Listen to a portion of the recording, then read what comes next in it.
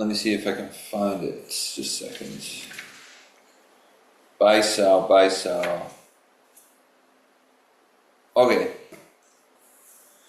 Let's start here, and then we'll let the thing unravel.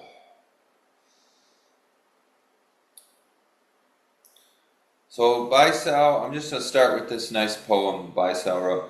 Baisao was a Zen monk in Japan, around the Kyoto area, but he kind of bumped around. He was a monk, and then he became not a monk, and essentially he would just hang out in the streets of Kyoto and serve tea. And Baisao is actually the person who made sencha quite famous in Japan. So, yeah, Baisao was like his third name. He had another name when he was a monk, and then he had another one. But anyways, this is a nice poem from Baisao, but the last two phrases are quite vivid. But I always love this one. This is the whole poem. Yeah. Making the busy streets my home, right down in the heart of things. Only one friend shares my poverty, this single scrawny wooden staff. Having learned the ways of silence within the noise of urban life, I take life as it comes to me, and everywhere I am is free. It's such a beautiful poem, man. Oh, hey, Jessica. Good to see you. So, the part of that poem that really sticks out is like the second half, but particularly the last two lines. Having learned the ways of silence within the noise of urban life, I take life as it comes to me, and everywhere I am is free. I take life as it comes to me, and everywhere I am is free. Go ahead. If you're just joining, that's a poem from Baisao, the tea seller from Japan.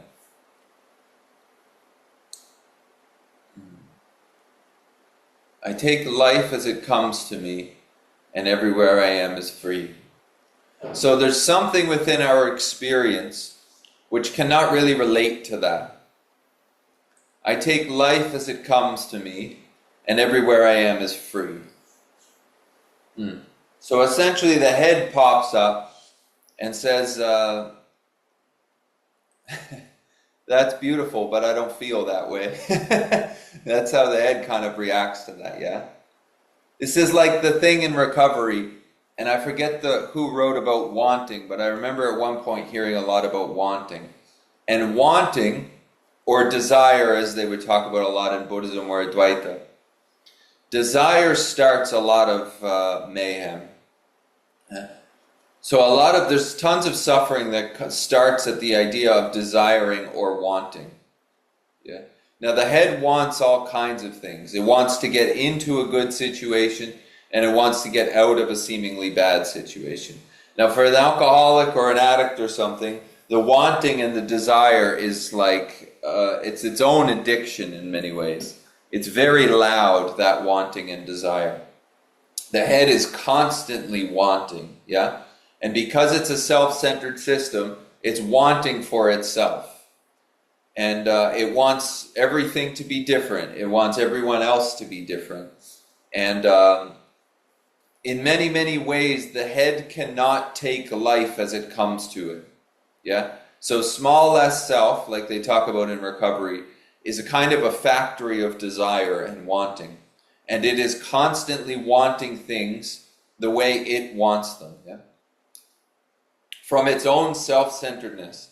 So this is kind of how the head isolates us. It isolates us into its own desire and wants. And then through those insatiable desires and wants, however that's going to manifest, which probably is 1,000 different ways, it essentially pushes this body through life, chasing those desires and wants from its own self-centered point of view. You see? So from the view of the eyes, or self, small s self as they would say in recovery, everything is pertaining to yourself.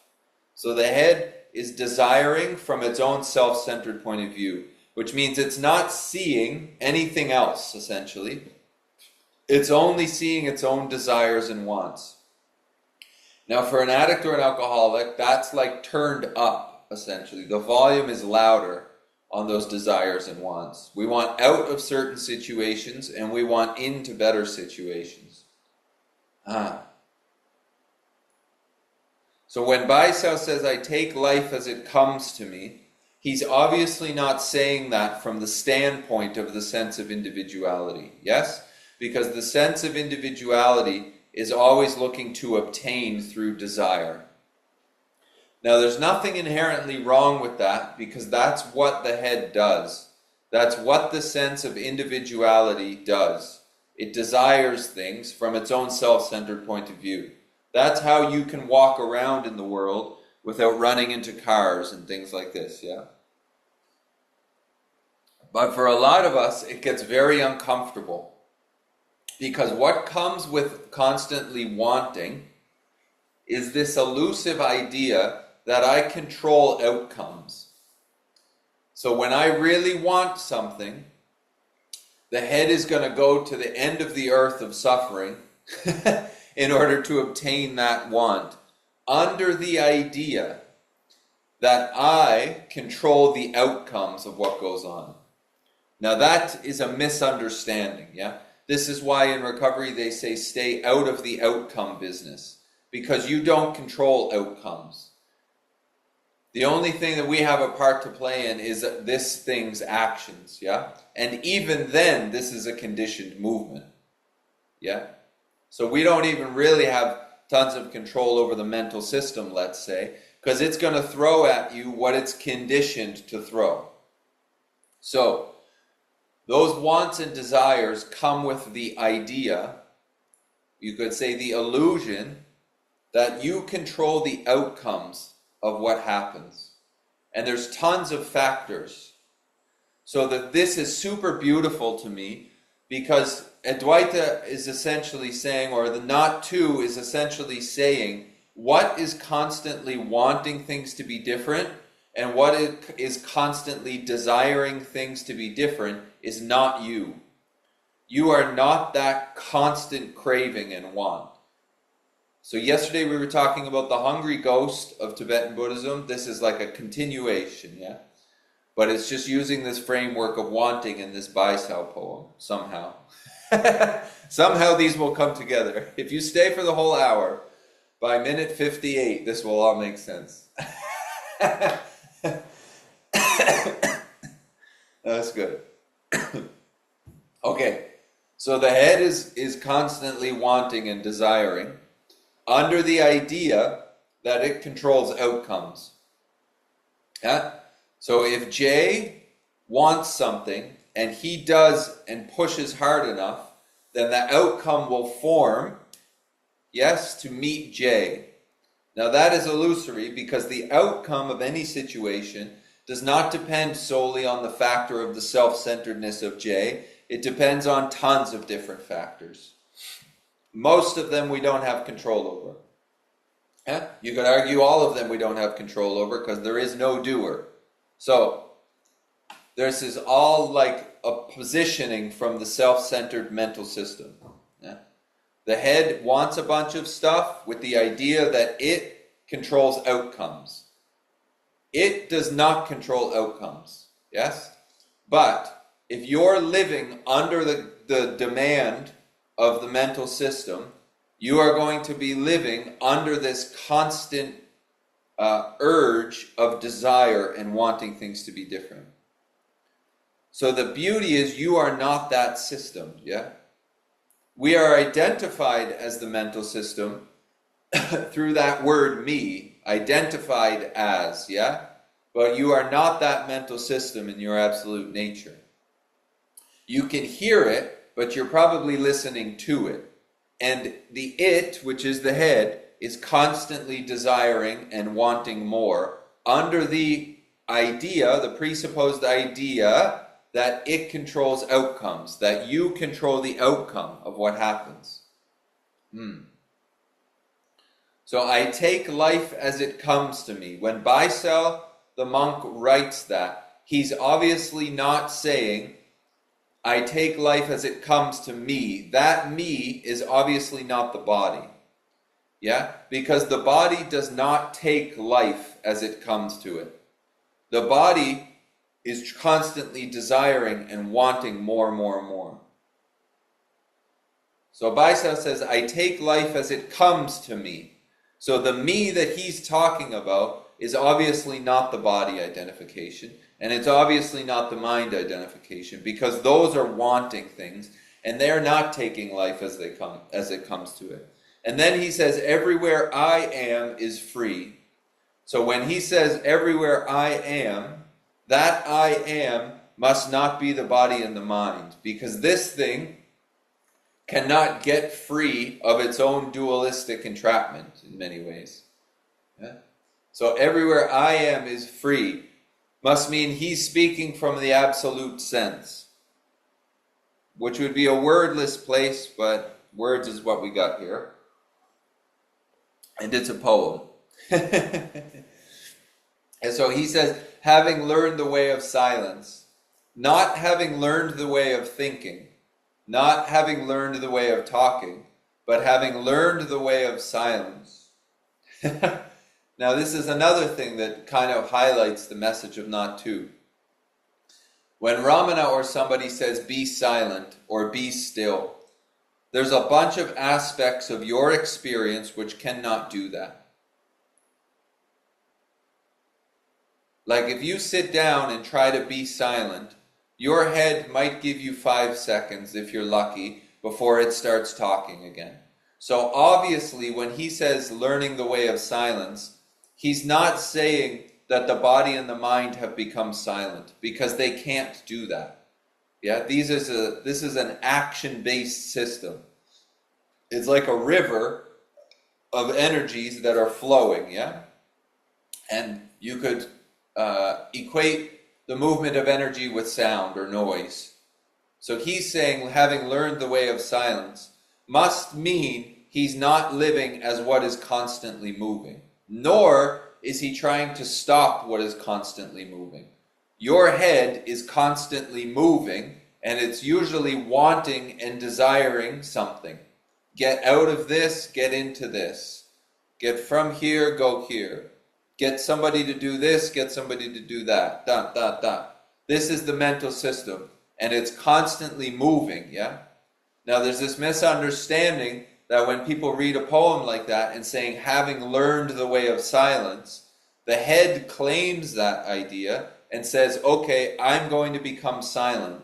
And to me, that's a misunderstanding. You are not what is constantly moving. That is the understanding.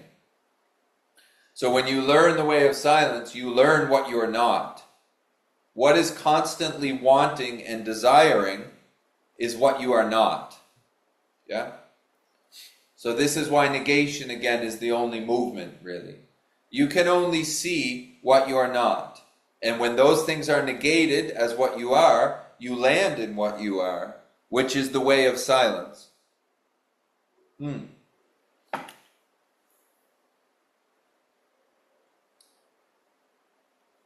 from what we are, if we go back to this idea of listening, listening is super receptive.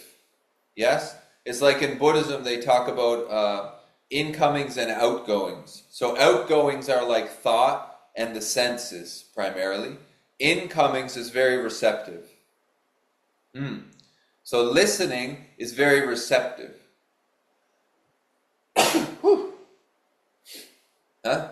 So our true nature is receptivity, in a way. Open receptivity. Whatever is wanting and desiring would be considered an outgoing, yeah? That is not your nature. Your nature is open listening, receptivity. That's why he says, I take life as it comes to me. Because he's no longer identified with what is outgoing. And when you're not identified with what is constantly outgoing, there's a lot of relief. So from what you are as open receptivity, there's no desire for anything else because it's whole. The experience is whole. The experience of the body and the environment is of wholeness. So there's no need for desire, yeah? Now the mental system will continue to desire because it's conditioned. But when he says, I take life as it comes to me, he's not saying that from the body. He's saying that from the no thing open receptivity. And the head is not going to become openly open and receptive.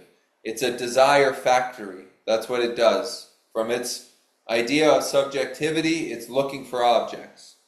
Yeah? That's it. But you are not that constant wanting. And the wanting thing, I feel, is quite important if there's people here from recovery, because it causes so much suffering. The constant desire and wanting, the constant pushing of getting more or getting out of some kind of situation into a more desirable situation. And then wanting out of that situation, because the head can't get enough. It's a factory of desire and wanting. Meaning that's what it produces. So the solution is you are not that factory of desire and wanting.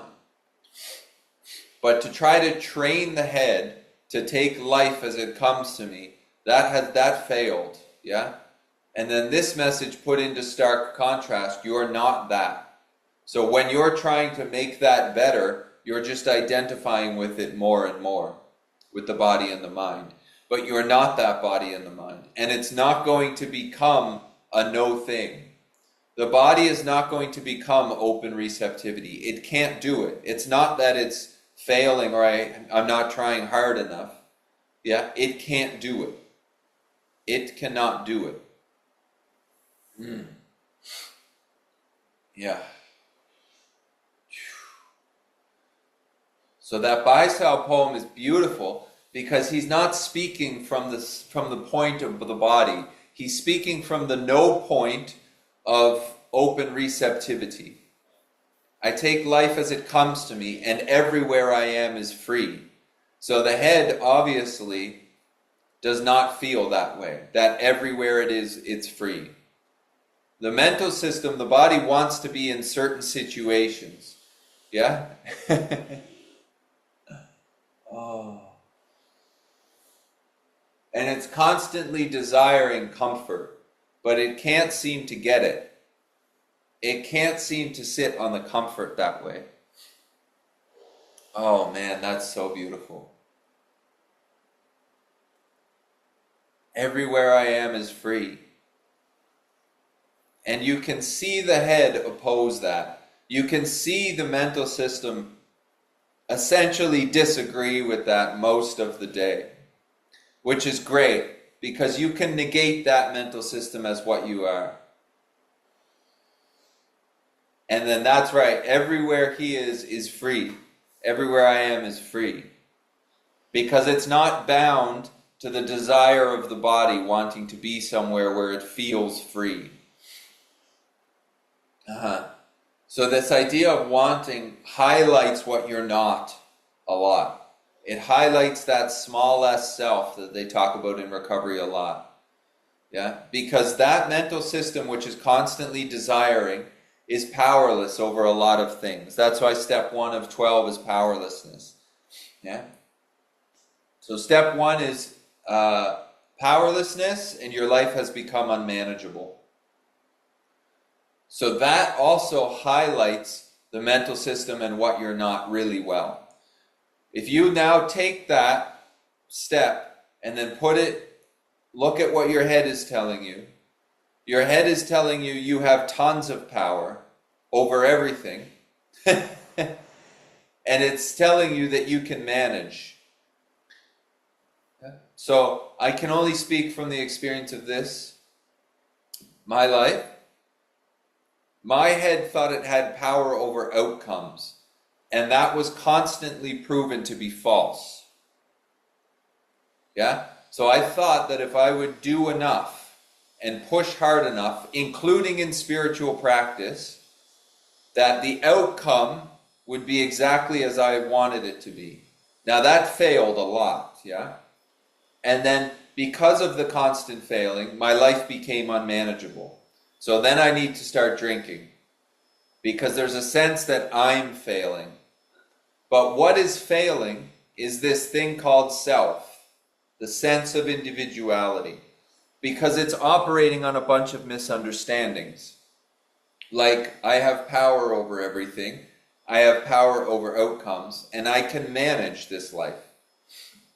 Yeah, that's right. So, oh man, that step is so beautiful. And they say it's the only one you have to do perfectly.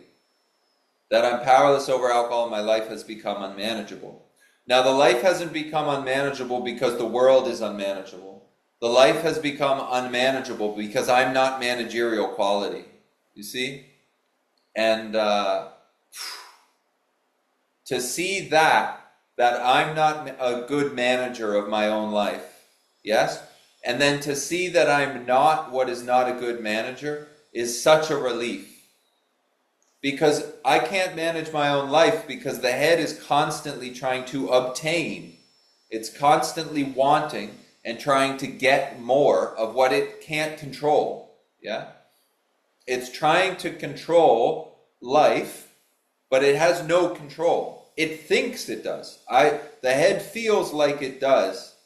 It knows that it can control outcomes, but it cannot. Yeah? Because this is of the unreality. It's not reality. Oh, that's great. The beauty of recovery is you admit what is in front of you. Like, I'm failing. And they go, that's right. And then they go, that is self. And relying on self has failed you. Huh? And this goes quite far beyond recovery. I'm just speaking from that standpoint because that's what I know. So what has failed is not you. Yeah? What is constantly wanting and desiring to get into a different situation is not you. You end up listening to it. That is the identification with self. But you are not that movement. Yeah? You are what can hear that movement, but you're usually listening to that movement through the idea me or I. The idea me or I has you tied to that movement, that mental movement of constantly wanting. Yeah? Wow. So recovery and the message of not to, for me, is not about trying to fix that constant wanting. It's seeing that you're not that and you lose faith in it. Yeah. You lose faith in it. And when the head meets spiritual practice, that is like the epitome of wanting and desire. The head goes off on spiritual practice. And it will continue to want more of whatever is put in front of it. The 15th dimension, enlightenment beyond enlightenment, all of these ideas, yeah? But if you read the poem like Baisao says, he says, everywhere I am is free. Wait, what's the first part of that? I forget. I take life as it comes to me, and everywhere I am is free. So when the head sees that, it comes at that with the idea that I'm going to become that. I'm going to learn how to take life as it comes to me, and everywhere I am is free. Yeah? Well, as a body, the body doesn't play that way. The body plays a different game. It's seeing that you're not the body and the mind, then life comes to you, and everywhere you are is free. But the body and the head are going to have a different opinion about that. Because at some point, that head is coming back online, and it's going to start desiring things. And through that constant desiring and reaching and wanting, it's not going to feel free because it's under the idea that it has to become free. But Advaita says you are freedom itself already, being ourselves reality now. So what thinks it needs to get somewhere to be free, you must not be that. If you are reality right now, yeah, this is just simple logic. If you are something, then whatever is trying to become what you already are, you must not be that. You are identified as that through the listening to it. But the message is saying you are not that. So if you meet your experience with the facts of not to, it puts in stark contrast pretty much how we're living most of our lives, if not all of our lives. Yeah? And if you are tied and identified to being only the body, then you are tied and identified to being the mind, and whatever the mind says is going to drive that body. And the mind is constantly wanting and desiring. In some form or another, it's constantly wanting and desiring. And if you are tied to that, it's under the presupposed idea that you control outcomes.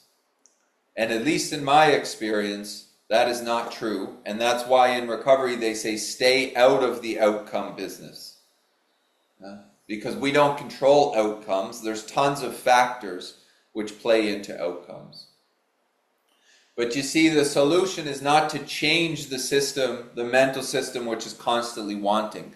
You can't change it. It's conditioned, yeah? You are not the doer of that system. There is no self. There is no doer of that mental system. It's seeing that there is no doer. Yeah?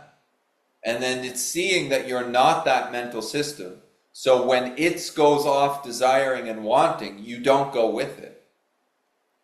And that's a huge relief, because the weight of the mental system is the heaviest thing in the world, but it can't be weighed. Living from the mental is like trying to carry a dump truck around with you all day.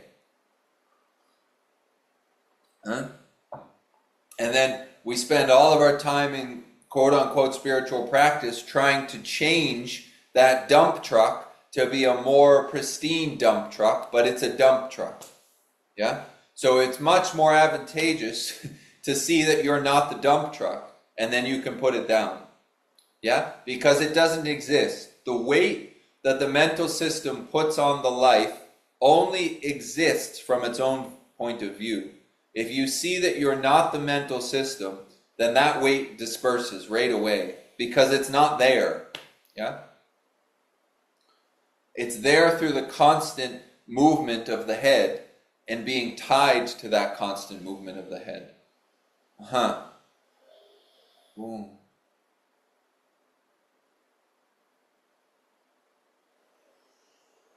Man, so that poem is really something. I take life as it comes to me, and everywhere I am is free. The reason I feel we find those things so beautiful is because they're not coming from the body, yeah? That poem is being written through a body, but it's coming from an open receptivity, which can take life as it comes to it, and it's free constantly. Because what you are, which is always free, is unbound to the contents of the experience, as they would say. So a big chunk of the contents of your experience is the mental system constantly wanting and desiring more. More. Of whatever. Trying to get into one way and trying to get out of another way. This is the head constantly going. Yes? That is contents, part of the contents of your experience right now. And you can be aware of that. You can see that happen. Or listen. You can hear that, not with the ears, yeah, but you can hear the head constantly desiring things. And what is being heard is not what is hearing. Yeah.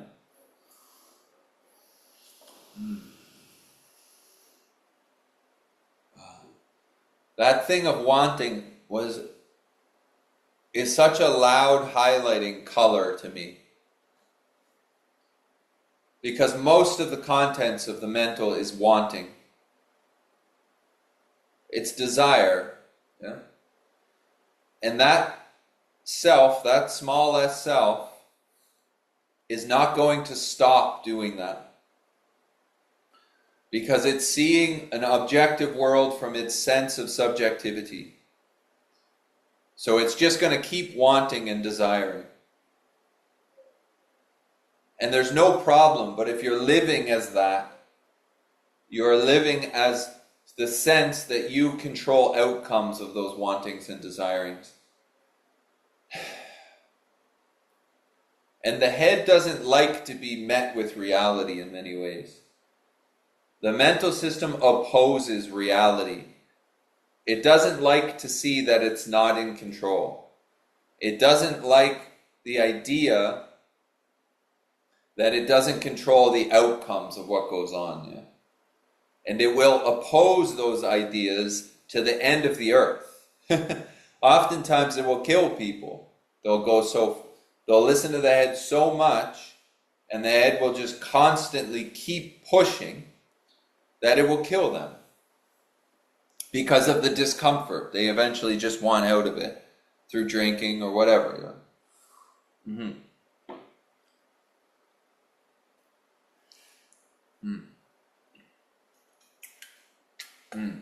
So if there's any questions, please feel free to ask. Otherwise, we'll just keep cooking on this.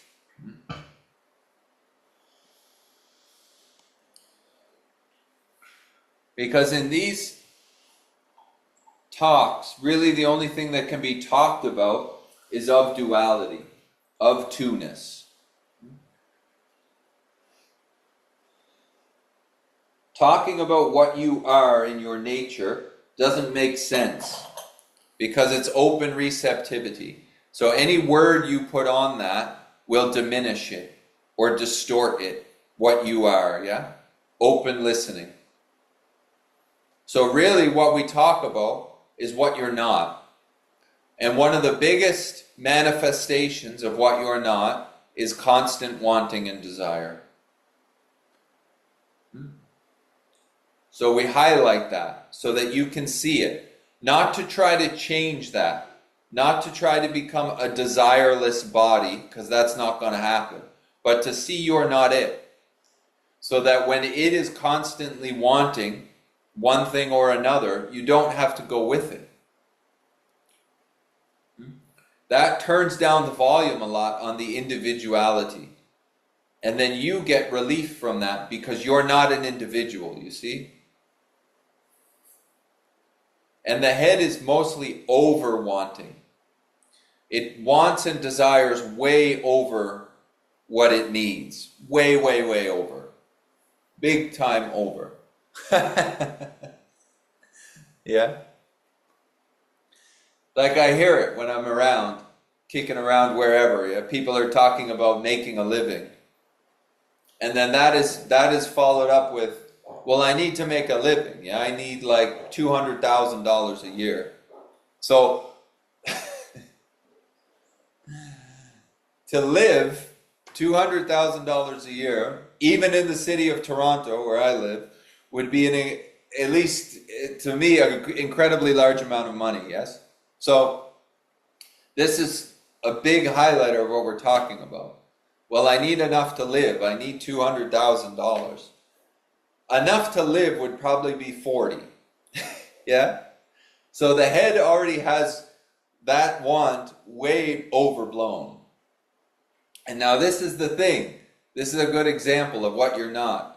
From that view, now, that person, from that idea, is now going to have to work an incredible amount. Yeah? And they're going to constantly desire more. So if they get that 200,000, as soon as they get that, then they're going to go, now I'm pretty modified to 200K, so now I'm gonna need 300 or 400,000. Now they got to work harder to get the next job and the next job and the next job, and then what happens is they die, because that's how life of this body ends. Yeah.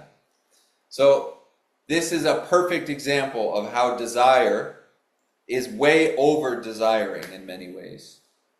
Yeah, it's got the whole thing blown out. The whole system is blown out, trying to obtain more.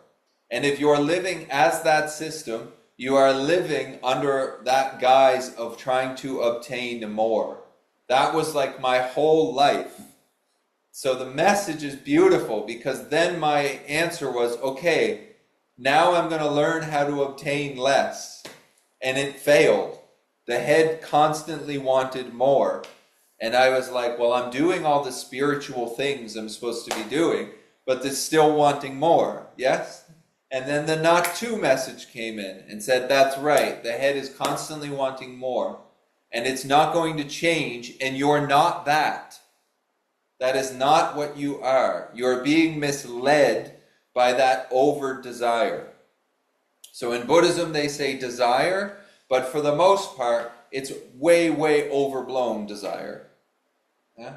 I don't just want to feel good, I want to feel ethereal. Yeah. I don't just want a place to live, I want a castle on top of a mountain. Yeah. This is the head. And if you're living from that head, that constant desire is going to run the body into the ground. Life gets super uncomfortable because you don't control life. Yeah? So if you're living as the head, there's the idea that you're going to get that because you control outcomes. But the head is mistaken. It's seeing from its own self-centered view. And if you're walking along that path, I was always shocked when everybody wasn't an alcoholic. Yeah? Because the drinking actually lightened the friggin' blow that the head was constantly hitting me with. And I was kind of shocked that other people weren't drinking all the time. Yeah. So obviously this experience was more overblown, but in general, the head has the wanting overblown. Because I'm not unique as an alcoholic, nor as a human body. Yeah. So the whole thing is beautiful because it shows something, yeah? It's like this little story. I remember I was sitting with a friend once, and this friend has a big house, 4-floor house, 2-car garage, cars in there, bikes in there, the whole thing. We were actually drinking a coffee, I remember. I remember we were drinking a coffee, and at the time, I would have never bought that coffee because it was way too expensive, but they had bought the coffee for me, yeah. So then we were sitting at the house, beautiful house, beautiful. And they spoke for a half an hour about how financially decrepit they were. And how they could maybe not go on the skiing trip to the other side of the world because they were having such a financially difficult time. While we were sitting, drinking a super expensive coffee in a super expensive house with a super expensive garage and cars. Yeah? So, this highlights something, yeah? What is happening is one thing, and then the head has them in a completely different situation. It has them living from an idea of poverty when they're sitting in extreme wealth in comparative to most of the world. Extreme wealth. Yeah? So now their head, from that point of I don't have enough or I'm financially decrepit, constantly has them pushing for more, despite that they are literally sitting in everything. So if they're living as that head, they are constantly going to be living under the desire of I need more, despite that they obviously do not need more. Yeah? That makes the life very uncomfortable. And then most spiritual practices or messages will say, okay, I'm going to change that mental system so that it no longer sees through the eyes of needing more. That's why we do these talks. I tried that, it failed. The solution is you are not what is needing more. You are not what is needing more. So when it goes, oh, I don't have enough money, I'm financially decrepit. If your situation doesn't meet that, which in this story it did not, you don't go with it. Yeah? And then if you meet it with I'm not that all the time, You stop going with tons of stuff. Tons and tons of stuff. Mona. But that story, I'll probably never forget that in the head, because it highlighted this message so friggin' perfectly. It was so perfect. Yeah? It was beautiful to be there, despite that is insanity. That is the insanity of the mental system. It is sitting in the exact situation it's talking about not being in. That is insane. And when they say that word in the 12 steps, it's taken exactly that way. Insane. Because your head, just like my head, is thinking about everything that's not happening. And that situation highlighted that in spades.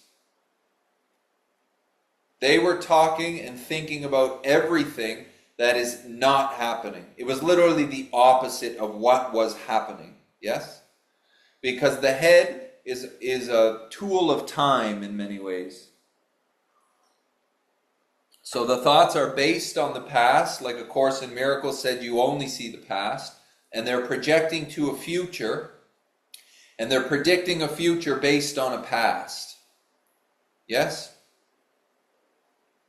So based on past ideas, there's desire of future wants. None of that is happening right now. The head is only thinking about what isn't happening. And on the information of what isn't happening, it's projecting off to what it wants, or it's looking back to the past of what it's trying to get away from. This would be desire either way. And this is a dualistic system, so it's either trying to get out of that or get into that. You see? So if you're living as that, you are living as that. And that gets super uncomfortable. Because what the head is spinning about isn't happening. Yeah? So it actually doesn't really even make sense. And that makes life very uncomfortable. Because it kind of feels like I'm trying to get out of something that's not happening, which means I can't get out of it because it's not happening. Yeah? So when my head is going off about a bunch of stuff happening, like I'm going to be poor forever, or I got to get this, or I got to do this, and I got to do this, despite the fact that I sleep inside every day, if I'm living as that head, I'm trying to get out of something that isn't real, essentially. And if I'm trying to get out of something that isn't real, I can't get out of it because it's not real. You understand? Unreal. Yeah. And then I try to change the mental system to only see reality, and it can't do it. It fails, which is beautiful because it's highlighting something. That self cannot get out of self. You are not self, you see? That's the solution. You are not what's going back and forth. You are the ever-present space in which past and present, past and future move through. So when people are trying to get out of self, they can't do it identified as self, because individuality cannot get out of the sense of individuality, because it's a sense, it's not a real thing. Yeah? You're not in it. That's the catch. You're already not in it. And the head is selling us a bunch of products which are not happening. And it will continue to do so, because that's what the head does in time. In time. You are of the timeless. You are what is unbound to that. You are not going to become timeless as something that is time-bound. It can't do it. You understand? So negating what you're aware of is the only method, let's say. What can be heard is not what is hearing. And then from what you are, you can take life as it comes to you. And yes, everywhere you are is free. Which would be the fact of being ourselves reality. And then from that no place, you see the head going off. But the reason that the head continually goes off is because we listen to it. So there's a big difference between open listening and listening to. When you listen to something, you put faith in it. When the mental system is talking to you, it's chattering on, and you listen to it, that is the identification of self. Because one of the words it says to you is me or I. Yes? And that is presupposed to be what you are. But the message of not to says that is not what you are.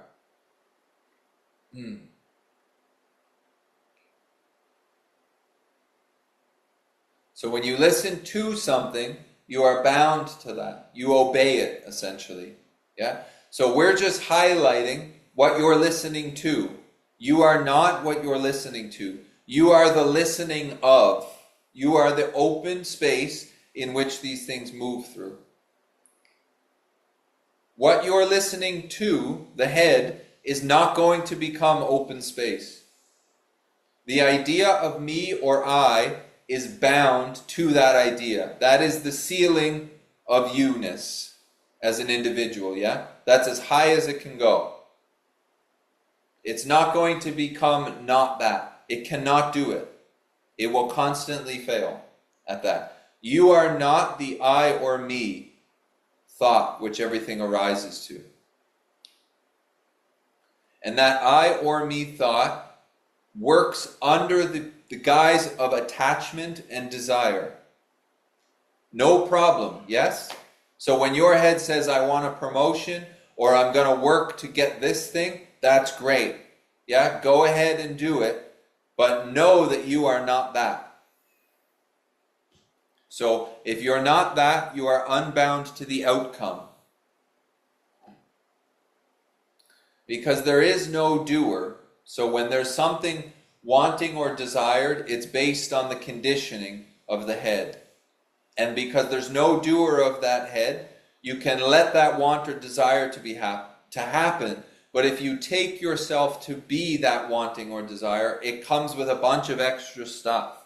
Like if you don't get it, you freak out. Or you want and desire more. And here we are now in the addiction realm. Because the head is the hungry ghost. Moreness is its game. Moreness is its game.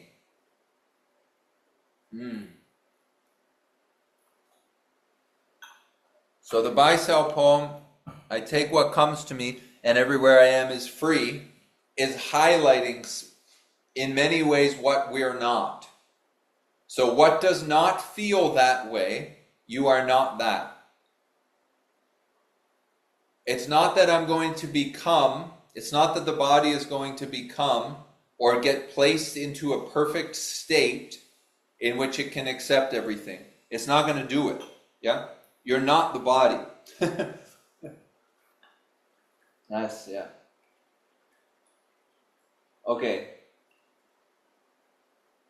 I don't know if any of that made sense, but here we are. If you have a question, please chuck it in the chat there, yeah?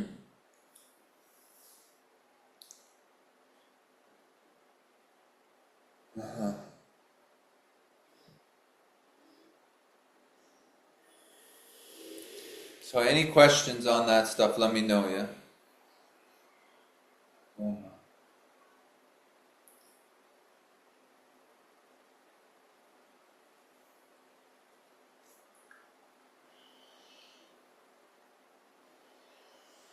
That idea of wanting highlights a lot, I feel. It really highlights what you're not. Because at least for me, it doesn't stop. The wanting just goes on, yeah? The wanting just goes on. And when it meets spirituality, man, that is just as bad as alcoholism. Because the wanting for freedom, the head cannot become a not head, yeah? And but it will continue wanting that. The body really wants to become a not body, but it can't do it. You're not the body is the thing.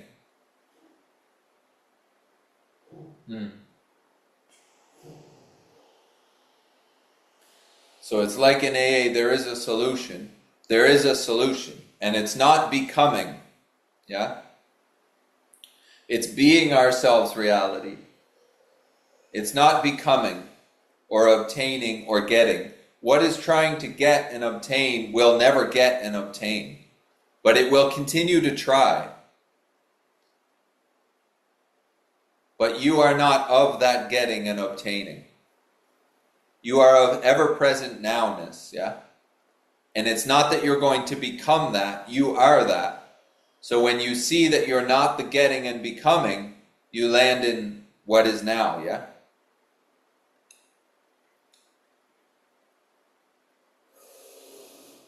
And from that everywhereness, you take life as it comes to you, and everywhere you are is free because it's wholeness. Your nature is of wholeness. There's nothing left out. So from that open receptivity, there's nothing wanted or desired because everything is there. You don't need anything, yeah?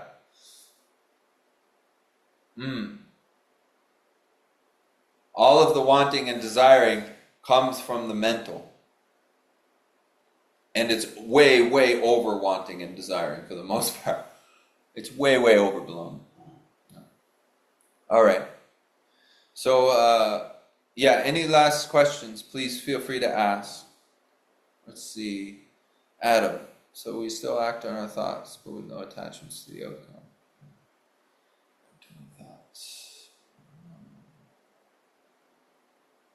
The thing is, Adam, action is going to take place. Yeah? You're not the doer. There is no doer of action. But action is going to take place because this system and this world is a world of action. Yeah? The head is constant. It's a constant action, the mental, when you're awake, anyways. Yeah? So you can't stop action. You are not, there is no doer of that action.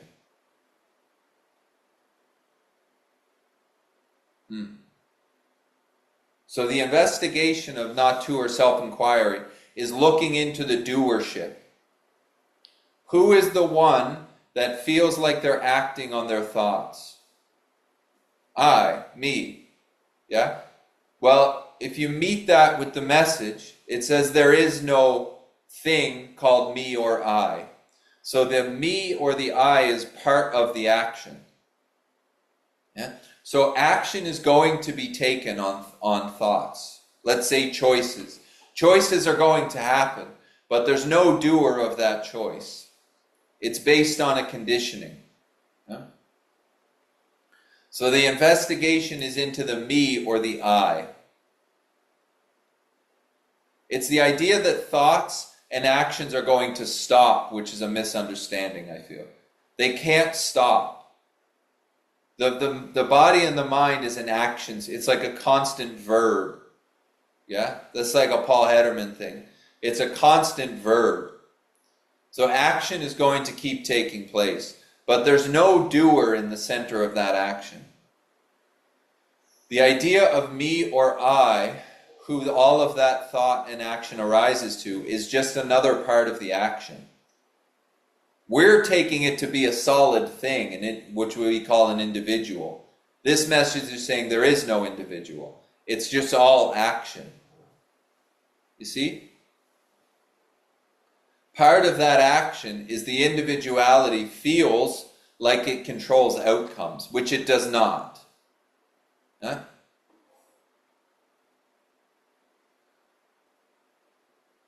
So the investigation is into the me or the I, which the head has presupposed as a thing. Like J is a thing, but J is it's just a movement, a mental movement, yeah? Beyond that, there is no J. There's no thing called J. J is just a movement. It's an idea. But all the other movements, if J is taken to be a fixed thing, all the other movements are pertaining to that fixed thing.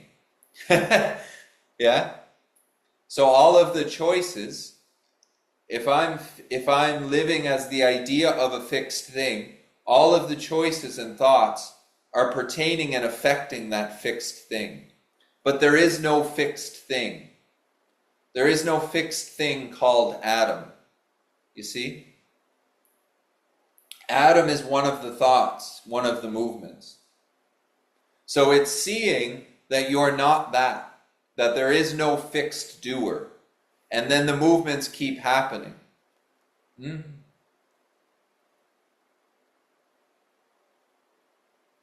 then just like Baisel said, life comes to, or in a way through the body. Yeah? And then everywhere you are is free. But there is no you, so you are everywhere. Yeah? That's why you're free.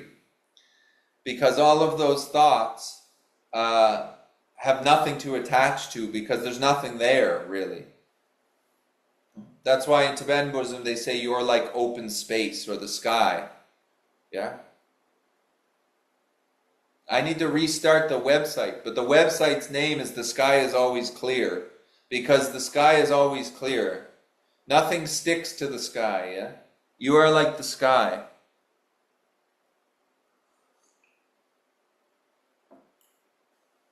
If you want to build on that question, Adam, go ahead.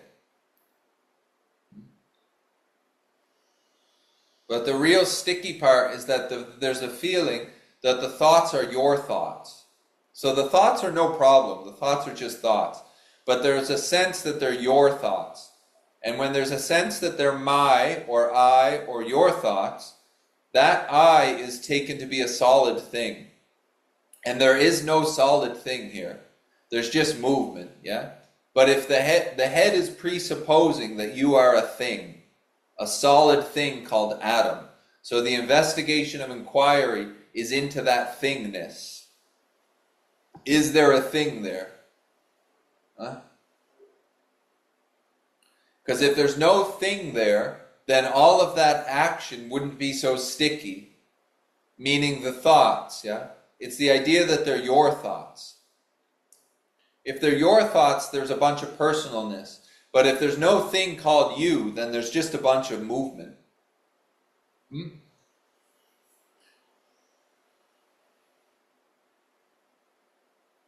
And this would be the freedom from the bondage of self, as they would say in the 12 steps. I don't know if you know that world, but it doesn't matter. That's the freedom from the bondage of self.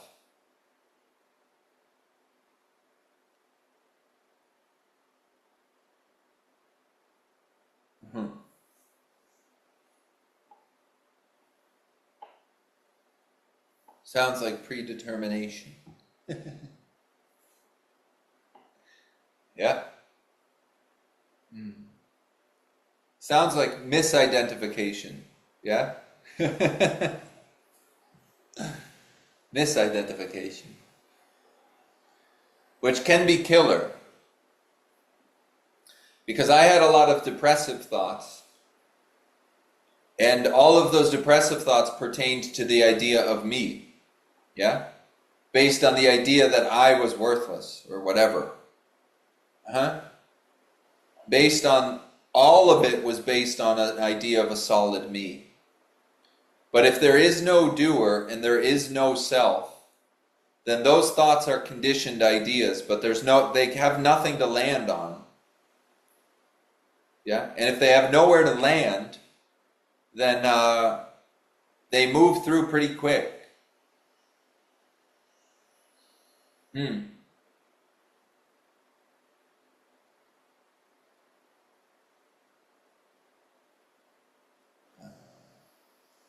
So you just stay with the inquiry, Samya. I just have to not claim them. Who is the one who doesn't have to claim them? Me. Where or what is that me? You will never be free from emotions as a body. The body is bound to emotions, but you are not of the body. Yeah? So the only inquiry is the me, really. As soon as your head leaves the sense of me or I, you're already off the mark. So the inquiry of Ramana, or inquiry in general, is on the center point, I, me. Anything beyond that is a misdirection of the head. It's got you off the mark, yeah? It stays on the I or the my. And then, as we've talked about a lot before, if the emotions are too loud or the head is too loud, then there needs to be some methods taken to turn that down before inquiry. Because self can't get out of self. And if the head is too loud, then it's going to use inquiry as part of its selfingness. And that's going to make you more uncomfortable. So if the emotions are too loud or the mental activity is too loud, then that needs to be turned down as a body first, which is the point of a lot of meditation practice or methods or whatever, yeah?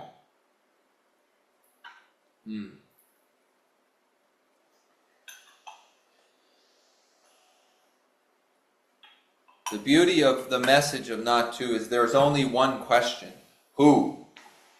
Who is all of this arising to? Yeah?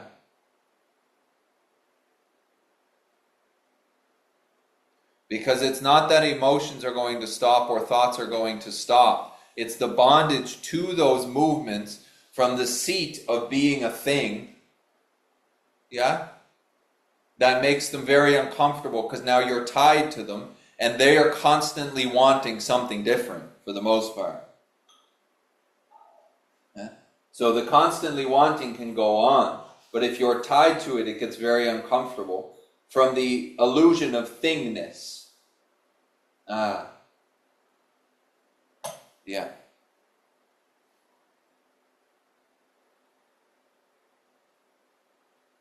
Yeah. So if there's an idea or a movement of emotional crisis, meeting that with inquiry is useless. It is completely useless. So the emotions and the individual as a body needs to be leveled out first through whatever method, therapy or whatever, yeah? If it's too loud, then using self-inquiry is not going to happen. The individuality needs to be turned down first as a body, and then inquire into that. But otherwise, inquiry will make the emotional disturbance or imbalances more messy. Yeah?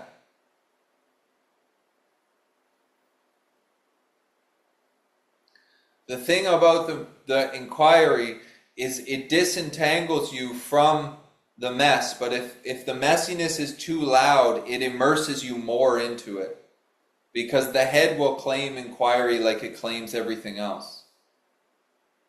So that you, in a way, needs to be unified and settled down, if that's your experience. The 12 steps does that, if they're followed. Yeah, for the alcoholic anyways. Other people go to therapy, they go find something, yeah, to settle down the individuality. And then inquiry. Yeah. But the thing is, inquiry will disentangle you from the body and the mind, but the body and the mind will go on, the conditioning will go on. So that's why alcoholics need to go to 12-step meetings, because it keeps the individuality in check in many ways. Yeah? Even if somebody knows they're not the individuality goes on, because there is no doer, you see? So you can see that there is no doer, and then the emotions will still go off. And for a lot of people that's perplexing. But there is no doer of those emotions in the first place, you see? So by seeing you're not the emotions will still go off. But if the emotions are going off it's really hard to inquire into who are they arising to, because there's so much noise. That noise needs to be turned down, and then you can inquire into it. So if you're experiencing too much noise, stop coming to these talks and stop reading books on Advaita or inquiry. Find something else that turns down the individuality, and then you come back to Advaita. Because you are not the emotions or the noise, but if it's too loud, you cannot sit into the inquiry inside the body. Yeah? And a lot of times this message will induce more emotional mayhem if that's the case. And so stop coming here if that's the experience. You come back here later.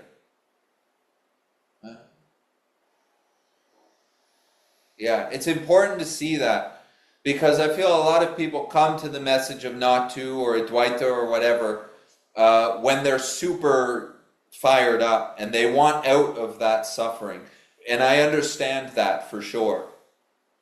But the individuality, the individual that's suffering, the volume turns down on that, and then you can inquire who is that suffering arising to. But if the individuality is too loud, it's not good to inquire who is it arising to, because the head grabs onto that who is it arising to and throws it into the fire of suffering that's already happening, yes? Mm.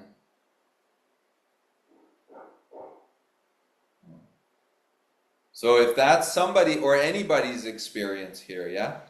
Know that this is not an answer to soften the individuality in many ways. The individuality, or the individual, the body, let's say, will be influenced by seeing that you're not the body, because you stop going with it. But if it's too loud, you can't stop going with it. Yeah? So this thing needs to be turned down through whatever avenue that's going to be. Whether it's a meditation method, it's psychotherapy, whatever is going to do that. Yeah? This message is about seeing that you're not what is active. But if it's too active, you can't inquire into the root of the activity. So that's super important to see, so it's good you bring that up. If that's your experience, then stop reading and stop coming to talks like this for now, and just settle down you. Yeah? And then you can inquire into the you-ness.